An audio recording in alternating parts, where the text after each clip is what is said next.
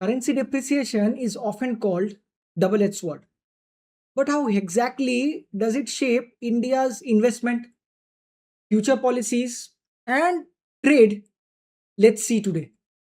Hello and welcome to Rise Highest YouTube channel. My name is Devbrata Shah, and it's today's session. We are going to discuss about the falling rupee depreciation and its impact on investment under the session called Deep Analysis. তো এই আর্টিকেলটা যে পড়তে হতো আপনাদেরকে সেটা আপনারা already জেনে গেছিলেন from what to read from today's Hindu news paper থেকে।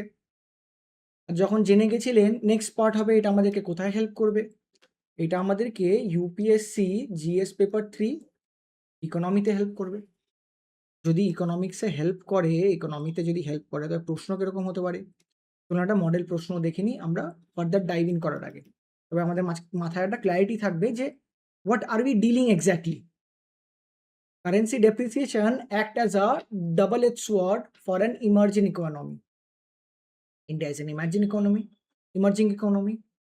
Discuss how weakening rupee influence India's trade balance and suggest structural measures beyond RBI's intervention to ensure long-term exchange rate stability.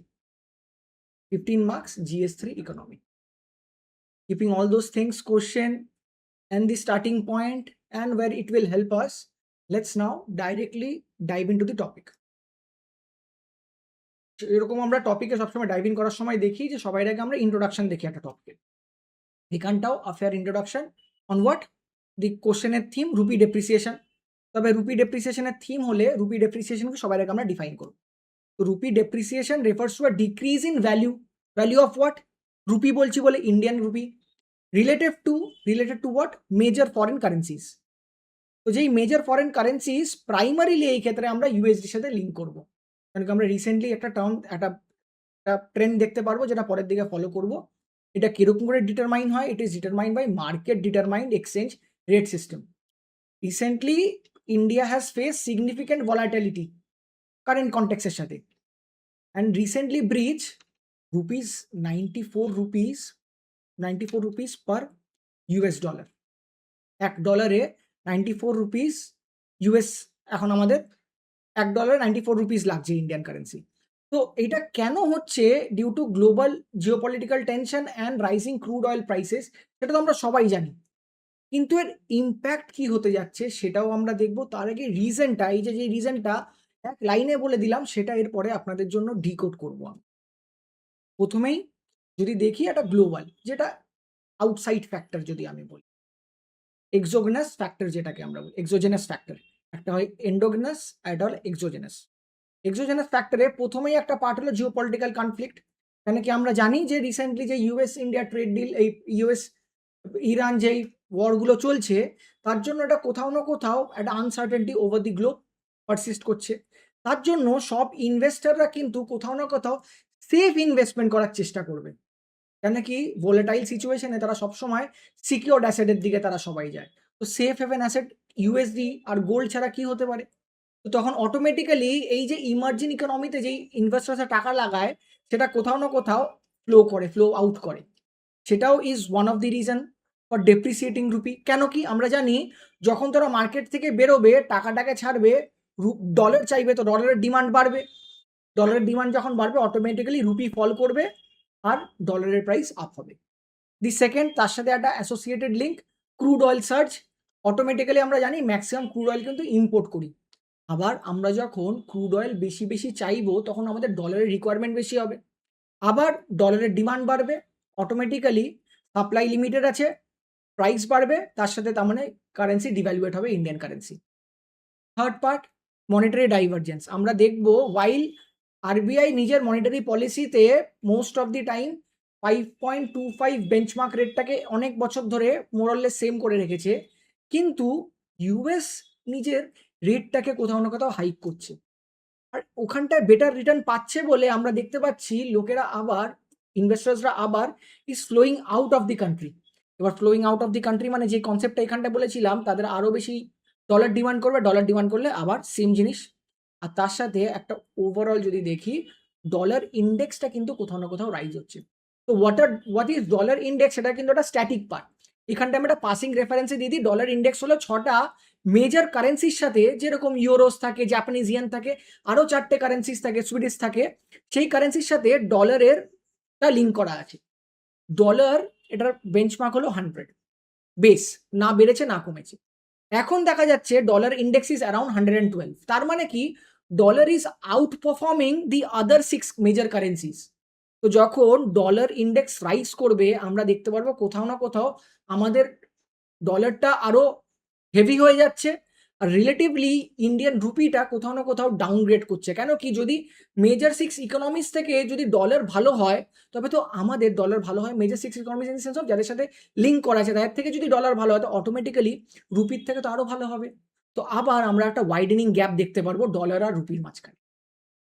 First যখন আমরা exogenous দেখে নিলাম, exogenous দেখে নিলাম, আমরা এবার চলুন এন্ডোগামাস দেখি, যেটা ডোমেস্টিক ইনসাইডে যেরকম আমরা বলছি যে যখন ইউএস নিজের ট্যারিফ বাড়াবে, ইন দি সেন্স অফ যখন সে রেট বেশি ভালো দেবে, তার যখন লোন বেশি চাইবে, তখন অটোমেটিক্যালি এফপিআইসরা আউটফ্লো করবে, সেফ হেভেনে টাকা লাগাবে, ইউএসডির মধ্যে টাকা লাগাবে। তো অটোমেটিক্যালি যখন আবার তারা ডোমেস্টিক কান্ট্রি থেকে বেরিয়ে যাবে, নিজেদের ওই কান্ট্রিতে লাগাবে, তখন অটোমেটিক্যালি আবার ইউএসের ডলারের ডিমান্ডটা বাড়বে। এটা কোথাও না কোথাও আবার ওয়াইডেনিং কারেন্ট অ্যাকাউন্ট ডেফিসিটের দিকেও ইঙ্গিত করছে। কেন কি, আমরা জানি যখন এরকম ডলার আর রুপির মধ্যে, রুপি যখন উইক হতে থাকে দিনকে দিন, আমাদের এক্সপোর্টটা কিন্তু কোথাও না কোথাও খুব অ্যাট্রাক্টেবল হয়ে যায়, কিন্তু ইম্পোর্টটা কিন্তু অতটাই কস্টলি হয়ে যায়। তো আমরা মোস্টলি যেটা ইম্পোর্ট করি যে এই পার্টগুলো, কেন কি তার মধ্যে ক্রুড অয়েলও একটা খুব ইম্পর্টেন্ট পার্ট।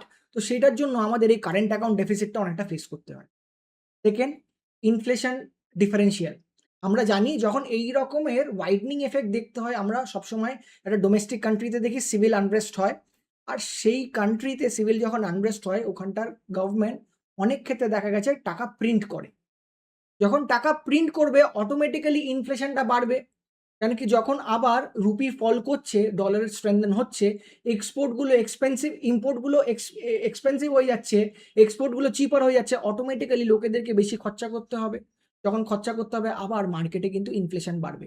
তো যখন ইনফ্লেশন বাড়বে, আমাদের কোথাও না কোথাও পারচেজিং পাওয়ার প্যারিটি আবার কনসেপ্টের সাথে লিঙ্ক করতে হবে। যখন পিপিপি আমাদের কমে যাবে, তখন আমরা দেখবো যে কোথাও না কোথাও এটা আমাদের জন্য অসুবিধা করছে, আর লং টার্মেও কিন্তু এটা কোথাও না কোথাও যে ইনভেস্টার্স আছে তাদের মনের কনফিডেন্সটাকে কমাচ্ছে। যখন এতটা ফ্লাকচুয়েটিং করবে পিপিপি, কন্টিনিউয়াস টার্মসে পড়বে, দো ইনিশিয়ালি তো মনে হবে টাকাটা ভরলে খুব ভালো হয়, বাইরের থেকে যারা ইনভেস্ট করে তাদের জন্য ভালো, কিন্তু আপনি লং টার্মে ভাবুন, যত পড়বে এরকম, তত তারা লস খাবে, লস ফেস করবে। তো যখন লস ফেস করবে, অটোমেটিক্যালি আমরা দেখতে পারবো আমাদের পারচেজিং পাওয়ার প্যারিটি সেটা কোথাও না কোথাও উইক হতে থাকবে। এর সাথে আমাদের ডেট সার্ভিসিংটাও কিন্তু অসুবিধা হচ্ছেও তার জন্য। কেন কি, আমরা ভেবে দেখুন, আমাদের কোম্পানিজরা যখন বাইরের দেশ থেকে লোন তুলছে, তার জন্য তারা ম্যাসিভ অ্যামাউন্টে তো ডলার নিয়ে আসছে, কিন্তু তাদেরকে যখন পে করতে হচ্ছে, সেটা আরও বেশি ডলার তাদেরকে পে করতে হচ্ছে। এক্সাম্পল, যখন তারা লোন নিয়েছিল, $1 $1 was equivalent to 70 rupees. Now $1 is equivalent to 80 rupees. তো এই রকমের যখন ডিফারেন্সিয়েশন হবে, তাদেরকে অনেক বেশি পে করতে হবে। আবার সেম কনসেপ্ট, ডলার বেশি লাগবে, আরও ক্যাসকেডিং এফেক্টে ওয়াইডনিং হবে। The third part, market sentiment আর টেকনিক্যালিটিস কি করে এফেক্ট করে। আমরা সবাই জানি রির আর নির একটা খুব ইম্পর্টেন্ট কনসেপ্ট ফর ইউপিএসসি। তো এই এফেক্টিভ এক্সচেঞ্জ রেট যখন ফল করবে ডিউ টু আন্ডার ভ্যালুয়েশন, তো আমাদের প্রোডাক্টটা কম্পিটিটিভনেস তো কমবে তার, ইন টার্মস অফ অন্য দেশের ক্ষেত্রে, কিন্তু লং টার্মে আমরা দেখব যে এটা কোথাও না কোথাও অসুবিধা হচ্ছে। আমরা প্রোডাক্ট কম্পিটিটিভনেস, আমি আবার বলছিলাম যে বুস্ট করবে, কম্পিটিটিভনেস কমা মানে বুস্ট করা, আমাদের কম্পিটিশনে ওই দেশটা নেই, কিন্তু ইন ফিউচার যখন এই রকমের ফ্লাকচুয়েশনস দেখতে পারবো, আমরা দেখব আবার সেম।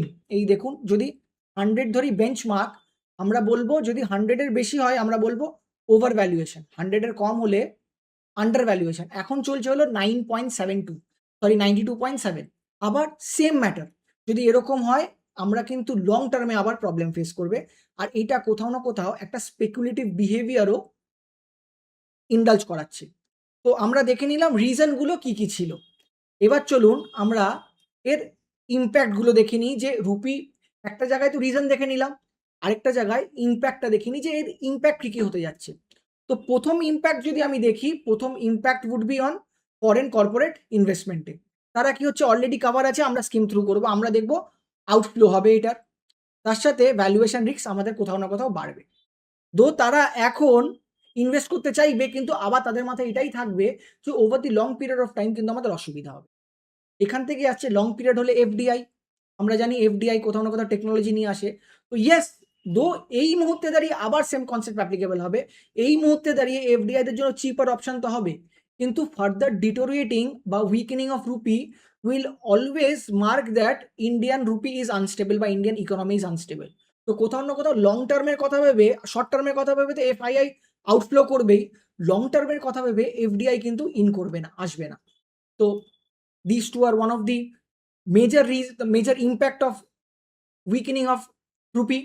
আমরা যদি ডোমেস্টিকে দেখি, আমরা আবার দেখবো, আমরা আগেই বলেছি এক্সটার্নাল কমার্শিয়াল বারিং আমাদের বারবার কিন্তু লোনগুলো এক্সপেন্সিভ হয়ে যাবে, কেন কি যত টাকায় নিচ্ছে তার থেকে বেশি টাকা তাদেরকে খরচা করতে হবে যখন রিটার্ন করতে হবে। তো that will have a effect, যেটা কোথাও না কোথাও কস্ট ইনফ্লেশনে এফেক্ট দেখাবে, কেন কি আবার লোনটা যখন এক্সপেন্সিভ হবে তার থেকে প্রোডাকশনটা যেটা হবে সেই প্রোডাকশনটাও এক্সপেন্সিভ হবে। প্রোডাকশনটা এক্সপেন্সিভ হলে কোথাও না কোথাও আমরা একটা মার্জিন স্কুইজ দেখতে পারবো। মার্জিন স্কুইজ দেখতে পারলে দো এর ইম্প্যাক্টে একটা পজিটিভ কি হবে, যে আমরা এক্সপোর্ট ওরিয়েন্টেড সার্ভিসেসগুলোতে গ্রোথ দেখতে পারবো। কেন, আমি আবারই বলেছিলাম প্রথমেই, যখন রুপি ফল করবে তখন অটোমেটিক্যালি আমাদের এক্সপোর্টটা আরও চিপ হয়ে যাবে, আরও লেস কম্পিটিটিভ হয়ে যাবে ইন কম্প্যারিজন টু অন্য অন্য কান্ট্রিজ। তো যখন এই জিনিসটা হবে তাদের দেশের জন্য, আমরা আবার কম্পিটিটিভনেস আর লেস কম্পিটিটিভনেসের আইডিয়াটা এখান থেকে, যে দি ইউএস প্রোডাক্ট যত বেশি ইন্ডিয়ার প্রোডাক্টে কম্পিটিটিভ হবে তত আমাদের জন্য অসুবিধা, আর ইউএস প্রোডাক্ট যতটা নন কম্পিটিটিভ হবে ইন্ডিয়ার প্রোডাক্টের জন্য ততটাই আমাদের জন্য ভালো। তো যখন এই রকমের ডিভ্যালুয়েশন হবে we will get to see যে ইন্ডিয়ার প্রোডাক্ট ইন কম্প্যারিজন টু ইন্ডিয়ার প্রোডাক্টের ইউএস কিন্তু কোনো কম্পিটিশন হোল্ড করবে না ইউএস প্রোডাক্ট। তো ইম্প্যাক্টের মধ্যে আমরা একটা পজিটিভ আর একটা পেলাম। The third point would be যে এর ইম্প্যাক্ট আমরা রিটেল আর ইন্ডিভিজুয়াল ইনভেস্টারে কি দেখতে পাচ্ছি। আমরা দেখতে পারবো যখন এটা অলরেডি আমাদের টপিকেও কিন্তু কভার করা আছে অলরেডি, যেটা আমরা লাস্ট 45 ইয়ার্স অফ পিওয়াইকিউ আর 1.5 ইয়ার্স অফ কারেন্ট অ্যাফেয়ার্স থেকে যে আপনাদের এক্সপেক্টেড টপিক্সের লিস্ট বানিয়েছিলাম সেখানটা কিন্তু সেম জিনিসই মেনশন করা। এই রকমের এফপিআই যখন আউটফ্লো হবে we would get to see যে হাউস হোল্ড সেক্টর এখানটায় কোথাও না কোথাও ইনভেস্ট করবে, কিন্তু হাউস হোল্ড সেক্টর আবার ইনভেস্ট করতে একটু অসুবিধা করবে, কেন কি it would be views as negative. একটা নেগেটিভ ইমপ্রেশন পড়বে যত এরকম পড়বে, এই স্টক যত পড়বে, এই রুপি যখন ডিভ্যালুয়েশন হবে তার স্টকেরও আমরা দেখতে পারবো দো হাউস হোল্ড সেক্টর সেই জায়গাটা নেবে, কিন্তু স্টিল স্টক মার্কেট কিন্তু এটা খুব এফেক্টেড হবে, কেন কি এফপিআই আউটফ্লোর সাথে কিন্তু স্টক মার্কেটের সেন্সেক্স বা নিফটি আমরা যদি বলি খুব লিঙ্কড কিন্তু। সেকেন্ড, আমরা দেখব যে যখন এই রকমের ইম্প্যাক্ট বা ডিভ্যালুয়েশন হবে তখন আবার ইম্পোর্ট এক্সপেন্সিভ হবে। গোল্ড, আমরা জানি গোল্ডের আমরা একটা খুব বড় রিজার্ভ রাখি, সেই গোল্ডটা কিন্তু আবার এক্সপেন্সিভ হয়ে যাবে। আর গোল্ড এক্সপেন্সিভ হলে থার্ড পার্টে আসবে কি, লোকেরা যখন আউটফ্লো করবে বা ইনসাইড ডোমেস্টিক যারা হাউস হোল্ড আছে সেক্টর, তারা কোথাও না কোথাও ফরেন মিউচুয়াল ফান্ডসে তারা লাগানোর চেষ্টা করবে, কেন কি তারা ভাববে সেখানটা যদি আমি টাকা ইনভেস্ট করি আমার টাকাটা বেশি স্টেবল থাকবে। তো আমরা আবার দেখবো যে আমাদের মার্কেট এক জায়গায় তো আউটফ্লো হচ্ছে আর নতুন ক্যাপিটালও আসছে না, তো আবার সেখানটাও কিন্তু একটা ভিসিয়াস সাইকেলের মতন মার্কেট কিন্তু বারবার পড়বে। ওয়ারাস এই টাকাটা যেটা হাউস হোল্ড সেক্টর লাগাতে চাইছিল, কিন্তু কেন কি তাদের ওই বিশ্বাসটা দিতে পারছে না ডিভ্যালুয়েশন অফ কারেন্সির জন্য, তারা কি করবে বাইরের দিকে টাকাটা লাগাবে, ইনস্পাইট অফ দি ফ্যাক্ট আবার এই কথাটা যে এই মুহূর্তে টাকাটা তাদেরকে বেশি দিতে হচ্ছে, কেন কি আবার যদি তারা 100 টাকা এখানটা কনভার্ট করে তারা অনলি $1 পাবে, কিন্তু এইটা ভেবে তারা ইনভেস্ট করবে যে ইন ফিউচার মার্কেট আরও ডিটোরিয়েট করতে পারে, ইন্টারনাল মার্কেট, তো এক্সটার্নাল মার্কেটে আমি টাকা লাগাই। তো এইগুলোকে স্টপ করার জন্য আরবিআই কী কী পলিসি নিয়েছে চলুন আমরা দেখে নিই। প্রথমেই পলিসি আরবিআই কী কিনা, আরবিআই আর ফিসকাল পলিসি গভর্নমেন্টের কী কী আছে। তো প্রথমে যদি মনিটারি পলিসি দেখি, আমরা দেখব ফরেক্স মার্কেট ইন্টারভেনশন ওএমও দিয়ে বা অনেক সময় ডলার সেল করে কিন্তু সেই ডিমান্ড অ্যান্ড সাপ্লাইটাকে আরবিআই ম্যানেজ করার চেষ্টা করে, যে ডিমান্ডটা শর্টেজ হচ্ছে ডলারের, যখন ডলার ছাড়তে শুরু করবে আরবিআই তখন অটোমেটিক্যালি ডিমান্ড সাপ্লাইটাকে ম্যানেজ করতে শুরু করবে। তার সাথে ডেরিভেটিভ মার্কেট কার্ভেও কিন্তু আরবিআই পলিসি নিয়ে আসছে। আমরা জানি যে যখন দুটো সেলার এক্স আর ওয়াই এর মধ্যে একটা ট্রেড ডিল হয়, তখন এক্স বলে যে লেটস ফার্স্টে আমি আপনাকে এক্স রুপিতে দেবে, ওয়াই ডলারে নেবে। এক্স বলল আমি 70 টাকা দেব, তখন যখন হয়েছিল তখন ইজ $1, তো আমি আপনাকে 70 টাকার দিয়ে দেবো, $1 নিয়ে নেব। এখন তারা বললো যে না আমরা ফিউচারে টাকাটা দেবো, ওয়াই বললো ঠিক আছে নো ডাউট। এখন দাঁড়িয়ে now it is let's first say 94 rupees $1। অনেক সময় কি হয়, কেন কি এখন তাকে বেশি দিতে হবে এক্সকে, তো এ অনেক সময় হেজ করে, যে একটা ব্যাংকের সাথে হেজ করে বলল যে আমি এখন আপনাকে টাকাটা দিয়ে রাখছি বা একটা সার্টেন অ্যামাউন্ট দিয়ে রাখছি, ইন ফিউচার রিস্ক প্রিমিয়াম আপনি হোল্ড করবেন। তো তখন এই রকমের সিচুয়েশনে ব্যাংকসকেও কিন্তু এই রকমের রিস্কটাকে বিয়ার করতে হয়। তো তার জন্য এর উপরে কিন্তু আরবিআই কোথাও না কোথাও নন ডিলিভারেবল ফরওয়ার্ডসের উপরেও কার্ভ নিয়ে এসছে। ক্রেডিট এক্সটেনশনের উপরেও আরও লিকুইডিফাই আরও লুজেন করেছে, টেনিওরটাকে 450 ডেজ করেছে, যাতে আরও লং টার্মে যাওয়া যেতে পারে। এই সময় যাতে আনস্টেবল মার্কেটেই যাতে তাদেরকে রিপে না করতে হয়, লং টার্মে যারা তারা রিপে করতে পারে সেটাকেও এনশিওর করার জন্য এই টেনিওরটাকে কোথাও না কোথাও বাড়ানো হয়েছে। তার সাথে ইনফ্লোকে ইনসেন্টিভাইজ করা হচ্ছে, যেখানটায় এক্সটার্নাল কমার্শিয়াল বরোয়িংসগুলোকে তারা এনকারেজ করছে এফপিআইদেরকে, তারা যাতে টাকাটা দেয় বা ডেফার করে এই মুহূর্তে যেন টাকাটাকে বের না করে, বা কনফিডেন্স যাতে বাড়ায় তাদের মধ্যে। ফিসকাল কি করছে এই জিনিসটায়, গভর্নমেন্ট পলিসিস কি নিয়ে আসছে? প্রথম, ইম্পোর্ট রেশনালাইজেশন করছে, যে আমি যখন ইম্পোর্ট করব আমাকে অনেক টাকা বিয়ার করতে হবে, তো সেটাকে কোথাও না কোথাও ইম্পোর্ট সাবস্টিটিউট বা পিএলআই স্কিম দিয়ে আমরা রেশনালাইজ করি, যে যেটা আপনি বাইরে থেকে ইম্পোর্ট করছিলেন আমি আপনাকে সাবসিডি দিয়ে বললাম আপনি মেক ইন ইন্ডিয়াতে বানান। আমরা অলরেডি জানি পিএলআই 2.0 কিন্তু অ্যাপ্লিকেবল হয়ে গেছে, আর এটা এগেন আমাদের কিন্তু এক্সপেক্টেড ইকোনমিক্সের লিস্টে কিন্তু অলরেডি আছে। তার সাথে এনার্জি সিকিউরিটি, আমরা জানি যে আমরা অনেকটা ক্রুড অয়েল বাইরে থেকে বা এনার্জি কনজাম্পশন জন্য ক্রুড অয়েল কিন্তু বাইরে থেকে অনেকটা ইম্পোর্ট করি, সেটাকে যদি আমরা স্পেশাল ক্রেডিট ফ্যাসিলিটি বা ডেভেলপমেন্ট অফ ইথানল ব্লেন্ডিং করে ঘরের ভেতরেই যদি এরকম কিছু প্রডিউস করতে পারি যাতে ডিপেন্ডেন্সি আমাদের কম হয়, সেটাকেও আমরা অ্যাসিওর করছি। তার সাথে রুপি ইন্টারন্যাশনালাইজেশন আমরা চেষ্টা করছি, যেখানটায় ইন্টারন্যাশনাল ট্রেড সেটেলমেন্ট যেটা আইএনআর এর মধ্যে আমরা করি, মাল্টিপল কান্ট্রিজের সাথেও কিন্তু এই রকমের পলিসি নিয়ে আসা হচ্ছে, যাতে ডলার থেকে সরে এসে আমরা তাদের সাথেই এই রকমের ট্রানজাকশনটা করি। লেটস ফার্স্টে রুবেলের সাথে রুপির ট্রানজাকশন হবে, বা ইউরোর সাথে রুপির ট্রানজাকশন হবে, যাতে ডলারটাকে মাঝখান থেকে সরিয়ে দেওয়া যেতে পারে। আর তার সাথে ফিসকাল ডিসিপ্লিন তো খুব মাস্ট, কেন কি আমরা দেখতে পাচ্ছিলাম কারেন্ট অ্যাকাউন্ট ডেফিসিট বাড়ছে, তো এর জন্য হাই যে ভ্যালু এক্সপোর্ট যেগুলো, এক্সাম্পল বায়োফার্মা শক্তির পলিসি, সেগুলোকে কোথাও না কোথাও আবার লেভারেজ করছে এই সিচুয়েশনে। একদিকে যেখানটায় ইম্পোর্ট রেশনালাইজেশন দিয়ে আমি কার্ভ করার চেষ্টা করছি আমার এক্সপেন্সেসগুলোকে, এই সিচুয়েশনের আবার সদ্ব্যবহার করে আমি এক্সপোর্টটাকে বাড়ানোর চেষ্টা করছি, যাতে আবার ইনফ্লো অফ ডলার হয় আমার কাছে। তো যখন আমি পলিসিসগুলো দেখে নিলাম, now let's see way forward কি আছে। আমরা ওয়ে ফরওয়ার্ডও শর্ট টার্ম, মিড টার্ম আর লং টার্মে দেখবো।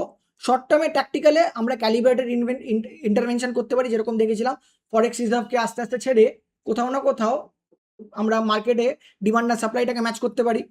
টাইটনিং ডেরিভেটিভ ওভারসাইট, যেরকম প্রথমে বলছিলাম, নন ডেলিভারেবল ফরওয়ার্ডসগুলোকে আমরা ভালো করে মনিটর করলে এই সময় কিন্তু এই রিস্কগুলোকে হেজ করা কম হতে পারে, আর প্রেশারটা ব্যাংকস আমাদের কম ফেস করবে। আমরা স্পেশাল সোয়াপ উইন্ডোজ ক্রিয়েট করতে পারি, যেখানটা আবার কনসেপ্ট হলো এইটাই যে ডলার থেকে সরে এসে ডলারাইজেশন হয়ে, যাতে আমরা রুপি আর তাদের যেই কান্ট্রি থেকে আমরা যেই প্রোডাক্টটা নিচ্ছি তাদের সাথে সেই সোয়াপটা যাতে হয়। মিডিয়াম টার্মে কি হতে পারে আমাদের? মিডিয়াম টার্মে আমরা দেখবো রুপি ইন্টারন্যাশনালাইজেশন করা, যে একটা পার্ট তো এই সময় আমরা সোয়াপ উইন্ডোতে করছি। লেটস ফার্স্টে যে আমি বললাম যে এখন আমি আপনার থেকে জাপানকে বললাম যে আমি আপনার থেকে $100 নিচ্ছি, ইন ফিউচার আমি আপনাকে আবার $100 ফেরত দিয়ে দেবো। এখানটা আপনাদের মনে হতে পারে তো জাপান এই মুহূর্তে $100 নিয়ে ইন ফিউচার $100 কেন নেবে? কেন কি ইন্ডিয়া বলবে এখানটায় যে আমি চলুন আপনাকে কোনো একটা ইনসেন্টিভ দেবো, এই ক্ষেত্রে আমি আপনাকে $10 দেবো $100 জন্য। ইন ফিউচার আমি আপনাকে $100ই দেবো, কিন্তু তার সাথে ইনসেন্টিভ ওয়াইজ ডলারে পেমেন্ট করবো না, আমি আপনাকে $10 দেবো। যে 10 টাকাটা আপনি ইউটিলাইজ করতে পারবেন যখন ইন্ডিয়া জাপান ট্রেড ডিল হবে, সেখানটা সে 10 টাকাটা ইউজ করবেন। জাপান বলল ওয়েল এন্ড গুড। কারণ কি জাপান ইন্ডিয়া দুজনেরই বিশ্বাস আছে ইন ফিউচার ডলারটা আর বাড়বে না। এই রকমের স্পেশাল সোয়াপ উইন্ডো হয়। আবার ইন্টারন্যাশনাল রুপি, যেটা ইন্টারন্যাশনাল রুপিসের একটা কোর কনসেপ্টই হলো সোয়াপ, তার মানে একটা স্মলার কনসেপ্ট। বড় কনসেপ্ট হলো ইভেনচুয়ালি আমরা এই ডলারটাকেই আস্তে আস্তে ডলারাইজেশনে যাচ্ছি, সেটাকেও করা through special rupee Vostro account. আবার এটা কিন্তু আমাদের এক্সপেক্টেড টপিক্সে ছিল, যেখানটায় ভস্ট্রো আর নস্ট্রো অ্যাকাউন্ট এগুলো কোর কনসেপ্ট, সেগুলোর ব্যাপারে কিন্তু অলরেডি মেনশন করা ছিল। ডাইভার্সিফাইং ইনফ্লোস, যাতে ইনফ্লোসটা আরও বেটার হয়, স্টিকি এফডিআই ইনভেস্টমেন্ট করতে হবে, লেবার কোডসগুলোকে আরও রেগুলেট করতে হবে বা আরও সুইফটেন করতে হবে যাতে আমরা এফডিআই আরও বেশি পাই। তার সাথে এক্সপোর্ট কম্পিটিটিভনেস কিন্তু আমাদের বাড়াতে হবে আর তাদেরটা কমাতে হবে, ইউএসএরটা কমাতে হবে। লাইক আন্ডার ভ্যালুয়েশন যে এই সময়টা এসছে সেটাকে যাতে আমরা লেভারেজ করি। লং টার্মে কি হতে পারে, আমরা এনার্জি ডিকাপলিং করতে পারি। যেরকম ন্যাশনাল গ্রিন হাইড্রোজেন মিশন যদি আমরা ভালো করে ডেভেলপ করে নিতে পারি বা হাইড্রোজেন যদি ডেভেলপ করে নিতে পারি, আমরা দেখবো over the period of time আমাদের যে রিকোয়ারমেন্টস আছে ফর ক্রুড অয়েল বা এনার্জি পেট্রোল, সেটা কোথাও না কোথাও কমবে। আমরা ইম্পোর্ট সাবস্টিটিউশন যদি করি 2.0 পিএলআই এর মাধ্যম দিয়ে বা সেমিকন্ডাক্টর বা অ্যাক্টিভ ফার্মাসিউটিক্যাল ইন্ডাস্ট্রি ইনগ্রিডিয়েন্টস, যেটা আমাদের মেডিসিনসে খুব ইউজ হয়, আমরা দেখবো কোথাও না কোথাও আবার আমরা ইম্পোর্টের উপর ডিপেন্ডেন্ট হওয়া কম হচ্ছে।